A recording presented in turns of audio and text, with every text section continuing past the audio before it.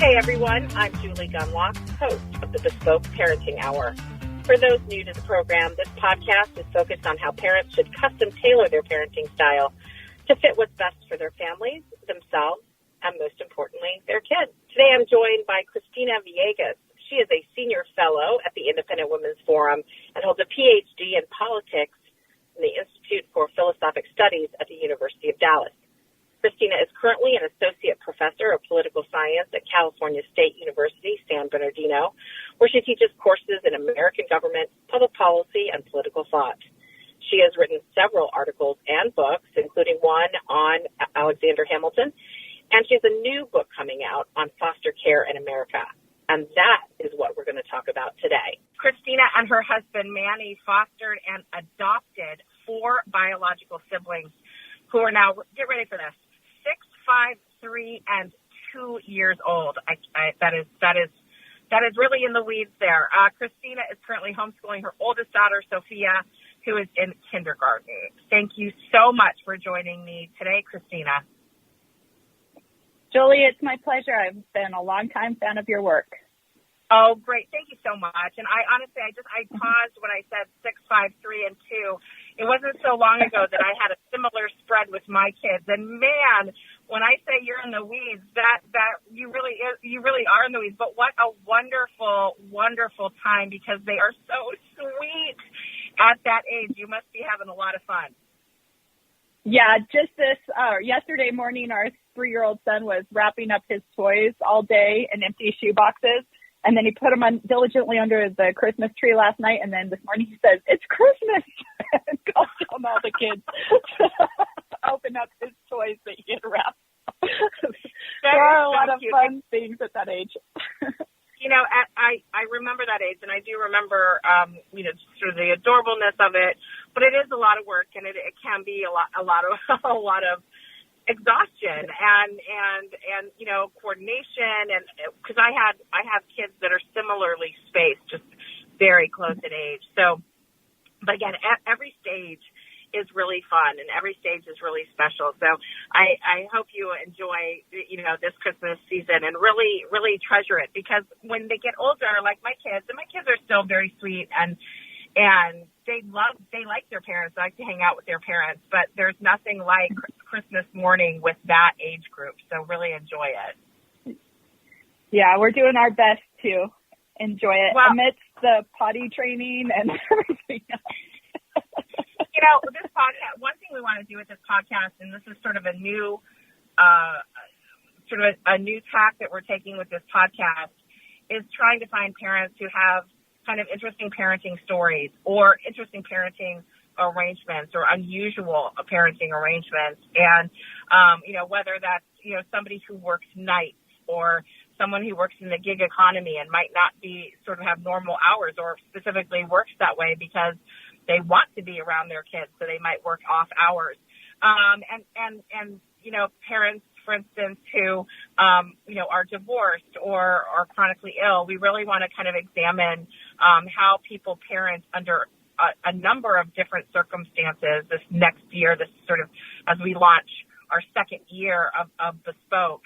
And I'm so glad that you're sort of the first guest on this new Bespoke, because you do have an interesting story. You went from no kids to 4 kids in a period of a very short amount of time. And I really want to hear your story. How did it happen? How did you first get interested in fostering? Obviously, this is one of these really kind of inspiring fostering to adoption stories. And obviously, Christina, I know this story because you and I are friends, and you have shared this with me before, but I find this just such an inspirational story. Why don't you just start off telling us how this all happened? Yeah, Julie, it's a really crazy story, one that I never would have imagined. And if you asked me 10 years ago, would I be capable of raising 4 little kids, I would say absolutely not. And I have learned over the past several years, we're capable of a lot more than we think we are. And it's also important just to adjust to circumstances that life throws your way. So our story goes back to, let's say, around 2014. My husband and I had been married for a while. I had gotten my PhD, just gotten hired in a tenure track position at Cal State University, San Bernardino. So career-wise, things were going great. We knew that we wanted kids, and I had suffered a miscarriage. So we were kind of processing our path forward that way. And we just happened to go to this wedding where I had never actually thought I would be a good foster adopt mom. I had a lot of concerns about that process where I thought, man, I could never deal with it if a child got taken away or having to interact with the birth parents. It just didn't, I wasn't attracted to it naturally. I had way too many concerns. I realized through this whole process, I was thinking a lot more about kids in terms of how they would benefit us rather than how we could be a benefit to children. And, we were living a pretty awesome life in terms of having no kids and being able to travel, go out to dinner whenever we wanted. So anyways, but we did know that we wanted kids, and we attended a wedding, and at our table was one of the leads in social services for the county. And just getting to know us, he said, you guys would make awesome foster adopt parents. Our county has so many kids that need to be adopted, and we don't have enough good quality foster parents. And a lot of I have to just stop you. I have to just stop you there, because this is a part of the story I did not know. This is really astonishing to me. So you literally go to a wedding and just happen to be sitting at a table with someone who knows about foster care and knows about the parents that they're looking for and sort of knows the foster care system. So it's just through this sort of literally happenstance, just just luck, essentially, that you... Yeah, I would say providential, but yes. No kidding. That is... Okay, I'm sorry. I just had to take a moment to sort of note that, because I think that we think of people that are in the foster care system or that do go through this process as sort of, having some experience with it or knowing about it, or really kind of maybe thinking about it for a lot of years or something like that. That's really interesting. All right. Sorry. Go on. I knew hardly anything other than just those concerns that I expressed earlier. I had a friend who was placed with a baby who was then removed back to their birth parents. And so I just had a complete reticence against the process, of innate reticence until this particular moment. But at the same time, we had a close family, a friend that we were becoming closer with, who had foster adopted her 5 children, who was becoming somewhat like a mentor to me. So we had all of these people just kind of enter into our lives that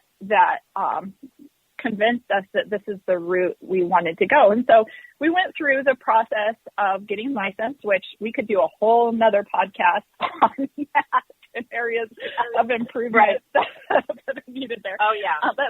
So April 2016, we finished all of our licensing requirements, and I thought, people had told us it's going to be a few months before they place a child with you. So I felt like we had a lot of time. I didn't really take it too seriously. And a few weeks after we were licensed, I got a call while I was actually at work that there was a 6-month-old baby girl who needed to be removed from her foster family because of certain circumstances there, and that she was most likely going to be eligible for adoption soon. So they wanted to make sure to put her into a family that was willing to adopt. So we agreed to take her in. That's our oldest daughter, Sophia, and we were able to adopt her pretty quickly because they terminated. The first family had a long history of very severe child neglect and abuse, and so it was pretty obvious there was no other family member that she could go to, et cetera. So we were able to adopt her within, I think it was seven months. We adopted her. So in the meantime, I'm still working. I think, this is nice. We have our child now. I mean, there were difficulties involved with having a baby and working, but it was not too difficult. And I thought, this is kind of nice. We can balance our life with having kids and our work life and still do things. It's sort of, those are sort of the problems everyone has, right? I mean, this is right. Work-life balance. This is like, welcome to parenthood, right? Like, that's right. normal, right? So, well, I laughed too. I laughed too at how seriously I took it. Like, you know, I had a diaper bag with everything all perfect, put together. Oh, one thing I do want to say is I had a group of friends who really came through for me, and just because we only had a couple days notice when we picked up our daughter, Sophia, and I had a group of friends that came through and helped. They're girls that I worked out with every morning, very close to them. They came through and just put together this last minute 24-hour notice baby shower for us, so that we had things to bring her home to, which was a huge support. You bring up a good point, though. I just a few minutes ago said, wow, these are normal parenting problems. But you have 9 months normally to think about this stuff, sometimes longer if you're like planning to have a kid. Well, you bring up a good point. God, this was 24 hours, get ready. Right. So, wow. Yeah, and I remember asking the social worker, do you have a newborn for dummies book? I don't really, I mean, I'm the oldest of 5 kids, but it's been a long time since I was around a baby. Right. And they just laughed, and that's another lesson I learned early on too, just how resilient kids are, and you just adapt to the what needs to be done, and you don't really have to take a course on it. You just figure it out as you go along. And so anyways, we had started, my husband and I, when our daughter just turned 2, we were thinking, well, maybe we should get licensed, renew our license, and think about taking in another child. And I kid you not, Julie, as soon as our license was approved, I got a call. Again, I was at work. I was walking out to my car. I vividly remember it. And the social worker said, we just wanted to let you know that your daughter has a 3-week-old brother. He tested positive for meth, and so he's in foster care. And we realized that you have his sister. So will you take him in as well? And we said, oh, absolutely. We're super excited. We'll have a girl. We'll have a boy. And we were thinking, we obviously had just gotten our license renewed, so we were hoping to take in another child. Yeah. Well, so we're super excited. So then the social worker calls back that same night. And mind you, I have a barely over 2-year-old. We just agreed to take in a 3-week-old. The social worker calls back that same night and says, we just realized the birth parents had another little girl last year in a different county. It wasn't even on our radar because we only keep track of her in this county. And so we don't know where that little girl is. She's 14 months old. The birth parents are homeless and on pretty serious drug abusers. So we don't know where she is. So we're going to have to find her. And when we do, we need to know whether you're willing to take her too. And I almost passed out because I have a just barely 2-year-old. Now we just agreed to take in a 3-week-old baby. And now you're saying there's a 14-month-old who is also their full biological sibling. And I have this job that I love. Yeah. And so I was like, well, I remember telling the social worker, I have a job. Right. It didn't faze her. Yeah. It didn't faze her. She just said, well, we need to know. And so my husband and I talked about it. I hung up with her, and we both decided, we have to do this. She's in the middle. She's the sibling in the middle. How could we say no? And so we said, yes, we'd take her too. Well, we ended up getting our... I imagine at this point, this is no longer, let me consider taking a foster care child. This is your family. This is your daughter's biological sibling. Right. So this decision is not just, okay, there's another child in need and we've been called, which is in and of itself a painful decision because you want to help whatever child they ask you to help. But now these are siblings. This is a totally different level of feeling responsible for these kids. So I'm sorry to interrupt. That really does. Oh, that's okay. Yeah. And in the training that they did with us, this is one thing that they really did a good job of emphasizing is how important it is for siblings to stay together when possible.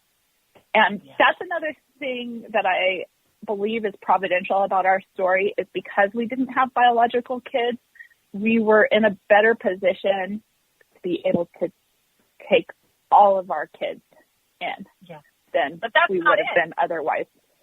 But right. This isn't it. Right. No. So anyways, we get our 3-week-old son, AJ, Alexander Joseph. He's named after Alex. We gave the kids all new names. And so Alexander Hamilton and Egypt Joseph from the Bible, because I wanted the kids to all have a special meaning to their name. And his, we really wanted him to see, like, there are these people that come from nothing that become great leaders of their country. Yeah. And so we took a lot of time choosing his name. And then it took them 2 months to find our daughter, Anna. She was just being dropped off with different drug addicts.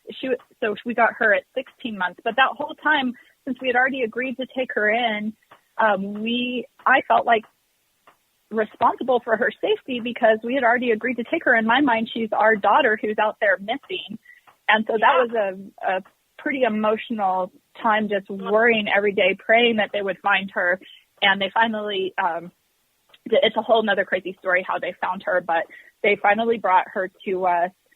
We got our son in January. They brought her to us in March, and she was in pretty bad condition. She'd been pretty severely neglected. And for the first couple of weeks, it was very stressful because we had a newborn, a 2-year-old, and then a 16-month-old who cried nonstop and wouldn't let go of my arm. But after 2 weeks, she just started transitioning. She's a normal, happy 5-year-old now. But it was a bit of a rough transition. We had a lot to overcome. And so we were told that the social worker, or by the social worker, that birth mom had got her tubes tied. So I got rid of all of our baby stuff because one of the things with little kids is I don't have that many little kids is I did not want to hang on to extra stuff. I don't like clutter. I don't like anything that makes my life feel more stressful. So I did a huge decluttering, got rid of everything we didn't need. Great. And then 2 years ago, a few days before Thanksgiving, we got a call out. I was sitting in my office at work again, and I had a missed call from the county, and I thought, oh, that's strange. We must have forgotten to file some paperwork correctly or something. So I called back, and they said, we just wanted to let you know that your kids have a 6-week-old sister who's in foster care. And I was like, what? How is this possible? My gosh. So I said, I was feeling a little overwhelmed by that call, and I said, my husband and I are going to need to take a day to talk about this, to pray about it. And we have 3 little ones at home, and I remember we got a babysitter. We went out to dinner that night, and I remember my husband saying, I don't know how we're going to do this with 4 little ones, but I know we should. And I said, well, if we should, then we'll be able to. And so we agreed to take in our youngest daughter, Isabella. I had to start from scratch, get all sorts of baby stuff within a few days. Although by this time I learned I didn't need everything that I had before. In fact, by the time Isabella came around, I just put a diaper in a bottle in my purse. I don't even think I used a diaper bag. That is so true. That's so true. I used to always joke that, like, the first child, you're really careful about everything you make for them and feed them, and by the third, you're just hoping they find a pea that fell on the ground or something. What's funny is our youngest is the least picky eater out of all the kids, and I think that's just because I gave her whatever when I didn't try to give her fancy baby food. She's better off for it. I want to, talk a little bit about, how it was professionally for you to go. It sounds like you have an enormous support structure. I know you have a close-knit family, and it sounds like you have colleagues and friends in your community that you can rely on. And I suspect, you have a supportive work environment. But what was that like? How did you approach your employer? What arrangements were made? How was it like for your husband as well? I'd like to explore that a little bit because, I think one thing is, and you certainly recognize this, not everyone has flexible job. I work for IWF. I certainly have a flexible job. I don't know how your main employer dealt with this, but I'd be curious to know what was the, the ultimate reaction and arrangements that was made. Yeah. So fortunately, I work for the most amazing department, and our department chair at the time is very supportive of what we were doing and encouraging. And I would say there are several people in my life that, and my husband's in my life, that we wouldn't have been able to do this without. One was my friend who had foster adopted the 5 kids. She was just provided invaluable mentorship and childcare help to me because she understood the process, the regulations that we were going through, all of the appointments. If I had questions, I could ask her. And we really did need childcare help early on, and she came through for me. Then I had, like I said, my friends who would put together last-minute baby showers, help me collect the stuff that I needed. And then within my department, my colleagues were so supportive. The first time when we had Sophia, I was in the middle of the quarter, so I wasn't even able to really take maternity leave. But fortunately, it was right before summer, so I was able to have the summer off. But then when we got AJ and Anna, they made sure that I was able to take a reduction in classes. There were certain things that they couldn't do because of union rules, and that's where I realized how important it is to have a option for a flexible work environment for just people who have biological children or people like my husband and I who are faced with this life-changing decision of taking in kids through foster adoption. And I realized that the people that you work with, your work environment is absolutely essential for success in terms of, I would have had to quit if they weren't supportive. Yeah. It's interesting what you say about sort of the interpersonal communication and the arrangements that you were able to make, with your employer, sort of you and they coming together and making arrangements worked well. But it's when sort of the union regulations and regulations in general got involved that it became complicated. And I think that is kind of an interesting thing you said, because we have an effort, not to veer too far into sort of policy and news here, but it is important to mention that, we have a system here right now or we have a proposal rather from the Biden administration to nationalize childcare. And what is so frightening about that is that if you did nationalize childcare, it would take away all these independent childcare facilities where people are able to kind of negotiate a little bit better deals or figure things out or maybe cheaper rates.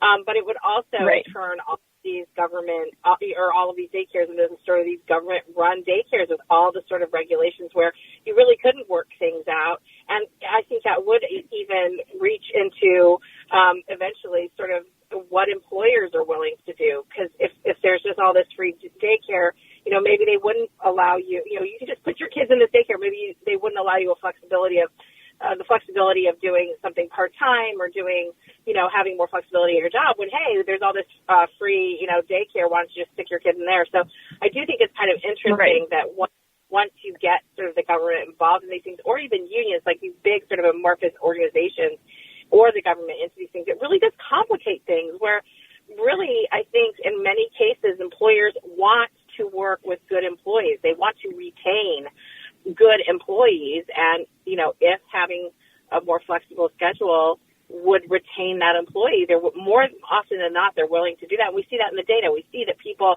there's this big myth out there that, oh, nobody gets any time off for, having babies. There's no maternity leave. There's no nothing. Well, that's not true. Most people are able to use some combination of things and then work out a better arrangement for themselves. And again, it's entirely just, on their own, not with the government saying you have to do that.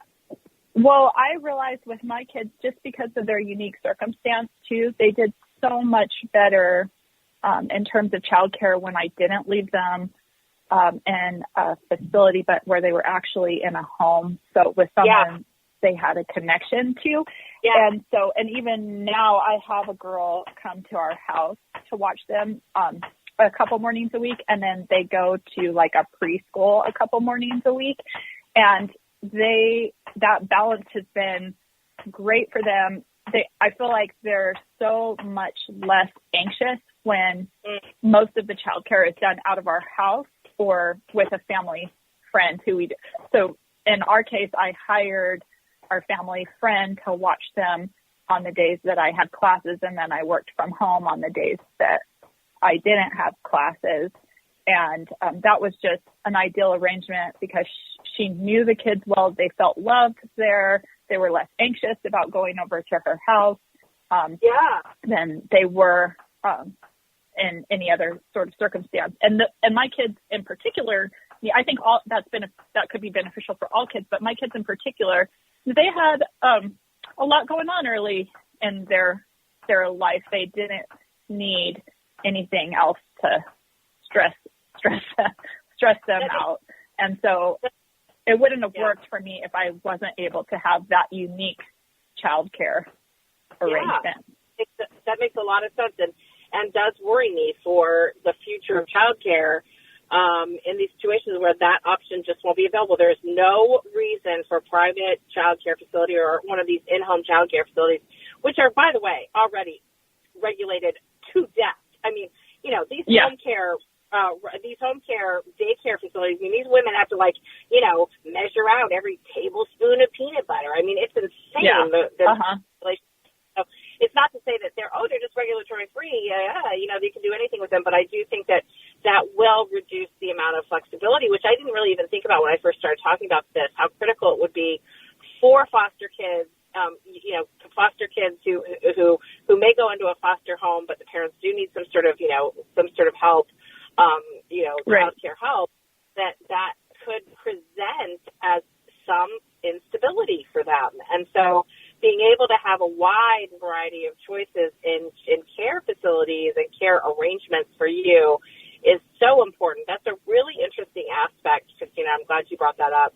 Yeah. I want to also talk about, it does sound like you have, I will say this is, I feel like this needs to be a made-for-TV movie because your story is so, sitting down at the wedding and talking to, your own condition, your own, I also have had miscarriages, and I know that really rocks your soul. And so coming off of that, and finding this new opportunity, and oh my gosh, now you're a family of, you're a family of 6, right? Yeah, 6 now. So it's such an inspirational story. But I will say, and then, to have the support that you have in your community and your friends and your employer. But what would you say to people? You earlier said, I think your husband Manny said, if we should do it, then we can do it. But there are people who really feel the draw and feel the desire to do this. And, whether it's a, sort of feeling like an altruistic sort of, urge to do this or for their own fulfillment to have a family, but that don't have these supports and maybe don't have an employer that so understands. What advice would you give to people who are considering doing this? Maybe not on your scale, maybe starting out slow, but although I never thought we would be doing it on our scale either. That's true. But what would you say to these people if they are facing a future with less support or are concerned about taking time off or approaching their employer for more flexible time? Yeah, well, I would say for one, going into something like this, it is absolutely essential that you have a team member and your spouse. My husband and I wouldn't have ever been able to do this if we weren't a team, and we're willing to help both contribute in various ways. But also, I would say one of the things that I've learned the most through this whole process is I always thought that my primary value came from what I was doing in terms of having my tenure track position and my career and my interactions at work. And I going through the process of from 0 to 4 kids has made me completely change my priorities and what I've realized is most valuable in life. And I remember one time my mom was staying with me and she said, well, I didn't really realize how hard your day-to-day life was until I stayed with you. But she said, remember, there's so much value in these day-to-day mundane tasks that you're doing because there is no greater purpose than you can serve than to parent children well. And she said, looking back on my life, she said, that's the thing that I'm most grateful for above any other accomplishment. And she said, just remember that, when you're dealing with one child screaming, another's throwing up, there's poop on the floor, even in these mundane tasks, there's value because you are being a parent and raising children. You're going to have more influence over them than anyone else. And so that's where I've learned I love my work that I do, but I've changed my priorities in terms of what I think is most important in my dedication of time or most valuable. But also I've had a complete change in mindset where going back to that statement, if we're supposed to do this, it will be possible to when I make choices, even though it seems like, okay, this circumstance isn't going to work out because of work or this or that. It's like, well, what is the greatest purpose that I could be serving in this situation? And if I follow through with that, then other things will fall into place through my just choosing to prioritize, even if that means giving up certain things that are valuable. But I would say that it's essential to have a support system. And so it's essential for even those who might not be called to foster adopt to look for opportunities to provide support to people who might be considering it, but that are going to need that extra help. So like I said, our family friend who came in with childcare help. And that's a really good reminder. I'm focusing that question entirely on sort of, what do people need? But I didn't even think about as a person who, I'm certainly interested in the foster care system itself and the reforms. And frankly, I would love to have you come back and maybe talk a little bit about that. We've talked about the foster care system with Naomi Schaefer-Riley, who's written extensively on it. And I know IWF itself, where you're a fellow, we have focused on that issue as well, but I think it would be kind of interesting to get your perspective as a foster care mom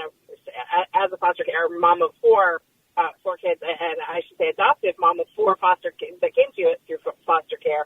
You probably have some interesting opinions and experiences yourself to talk about that. But I do like that you said, it isn't just foster parents who need to think about a support system and how they would handle this, but people in the community who are interested in, and like me, in the system itself and helping children can look for ways in which you can contribute or help or aid a family that is doing this. And I think that is really valuable advice to give, because it is not something, my kids are getting older and I am also getting older and you don't want to take in 4 babies is what you're saying. To do that at this particular stage of my, I'm pretty much looking at elder care facilities at this point, not foster care. But I will tell you, it is interesting that there are ways, to consider that there are ways, especially this is the holiday season, and there are ways to help. There are organizations. Would you recommend any particular organizations that work in this space that help, in general, the foster care world? Are there volunteer opportunities or ways to contribute? If you have any suggestions, that would be great. And if not, we can add it to our. I always hate to kind of to do that to people because I didn't tell you in advance I'd be asking. So we can add it later. But if there are any organizations you would recommend, we'd love to hear it. Yeah, so it varies based on the state. I actually have a reference book on foster care coming out in a few months where one of the chapters profiles different organizations that do that. There are churches that I know, the church my husband and I are going to now, they are involved with different organizations. One's called Child Bridge that helps support foster families.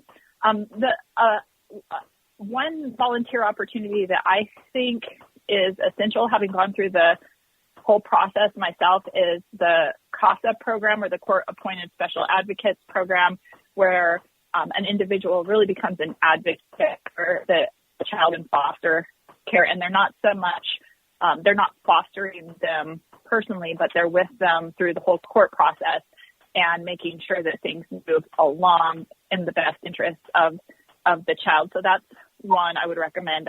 Like I said, a lot of churches are involved with foster care program, whether it's recruiting families or assisting families.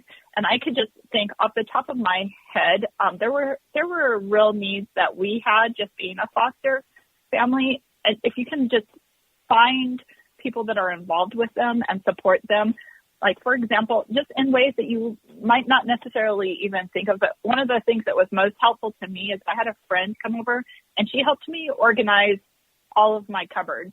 And I know that sounds crazy, but it just gave me more peace just knowing where things were when I was kicking, poor little kids, things can get a little crazy. And it just made me feel more at peace to have everything well organized, to know where everything went, et cetera. Or even just taking someone's car to the car wash. But when you have multiple little kids, sometimes it's hard to get out of the house and just do those little tasks that need to be done. And orderliness. I mean, I think I was always sort of a tidy, orderly person, but I will tell you, disorder and things being not clean and not organized, it makes parenting harder. It truly does. And so that's a really good tip.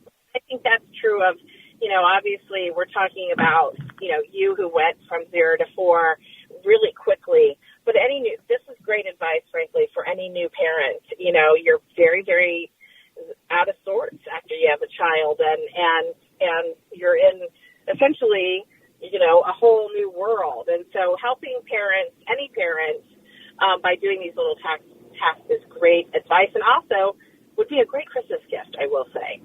Yes. Let's end on this. I want to know where you mentioned that you are writing a resource book. Tell us a little bit about that, and then tell us where people can find you on social media. Yeah, so my book is being published by ABC Clio. It's coming out in the spring. It's just a reference book on the foster care system in America. So it goes over the history of the development of the system, federal legislation, and how that's transformed the system, some of the problems and controversies that are currently plaguing the system, as perspective essays from people that have been involved in the system in various ways. And so that's, again, coming out in the spring, published by ABC Clio. And in terms of social media, I'm not super active on that right now with four kids. I probably should be writing books and all. I think it's smart. Yeah. But in terms of if anyone ever wants to contact me, even if it's just to get personal advice, my email address is cviega@csusb.edu. So villega@csusb.edu.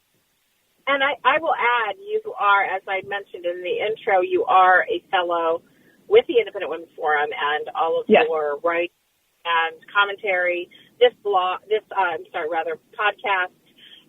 will be up on IWF as well. So you can find all of her writing there as well. And we will certainly put up your resource, because I think that is enormously important. As I'm sure you know, IW has started a new program called the Independent Women's Network, which is a members-only platform, and we have a resource center there. So we can talk further about maybe putting up some blurbs from your resource book and adding links in there, because I know a lot of women are looking for more information on this. And to be honest with you, resources on the subject are slim. So I'm really glad to hear that you're doing that. Thank you, Julie. It's so great to talk to you. It is always great to talk to you, and I always enjoy seeing you. Sometimes you come to D.C. and we see each other at the dinner, at the IWF dinner. We certainly do not see each other or talk to each other enough because I always enjoy it so much.